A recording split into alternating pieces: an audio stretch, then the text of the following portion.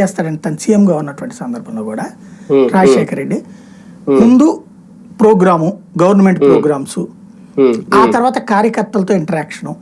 ఒకవేళ కార్యకర్తలతో ఇంటరాక్షన్ అక్కడ కుదరనప్పుడు ప్రముఖ నాయకులు ఎవరైతే ఉంటారో అక్కడ వాళ్ళందరూ హెలీప్యాడ్ దగ్గర ఉండాలి.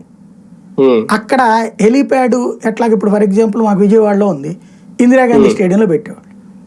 అయితే ఎంత జాగ్రత్త తీసుకుంటాడంటే అతను ఉదయం 9 నుంచి 12 గంటల దాకా ఉంది ప్రోగ్రాం. భోజనాలు ఏర్పాటు చేపిస్తాడు, స్నాక్స్ ఏర్పాటు చేపిస్తాడు ముందే. అక్కడ ఒక 4-5 రాజశేఖర రెడ్డి అంటే అభిమానం ఉన్న నాయకులు ప్రిపేర్డ్గా ఉంటారు. వచ్చిన నాయకులు ఎవరైతే ఉన్నారో ముందుగా చెప్పబడిన నాయకులు వాళ్ళు రాగానే అక్కడ కుర్చీలో కూర్చోబెట్టడం, సమోసా ఇవ్వడం, టీ ఇవ్వటం. ఆ తర్వాత మధ్యాహ్నం టైంకి లంచ్ టైంకి ఈయన వస్తాడు. వచ్చి అప్పుడు ఏం చేస్తాడు, ప్రెస్ కాన్ఫరెన్స్ ఇంకో చోట పెడతాడు, స్టేట్ గెస్ట్ హౌస్లో పెట్టేవాడు. అక్కడతో ప్రెస్ కాన్ఫరెన్స్లు క్లోజ్, ఇక ప్రెస్ వద్దంటాడు. అక్కడతో నా టూర్ క్లోజ్ అయిపోయింది, మేము హెలికాప్టర్ ఎక్కేదేముందబ్బా వదిలేసేయండి అని చెప్తాడు అనమాట. హెలీప్యాడ్ దగ్గరికి ఈయన వెళ్ళిపోతాడు.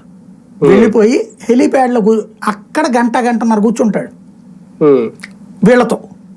ఆ నాయకులు వాళ్ళ బాధలు చెప్పుకుంటారు, ఏదన్నా ఉంటే వెంటనే సంబంధిత అధికారులకు చెప్తాడు, లేదా కేవీపీ రామచంద్రరావుకి ఇన్ఫార్మ్ చేస్తాడు. వాళ్ళతో కూర్చుని భోంచేస్తాడు, వాళ్ళతో మాట్లాడతాడు. అలాగా ప్రతి ఒక్కళ్ళతో ఫోటోలు దిగుతాడు వాళ్ళతో.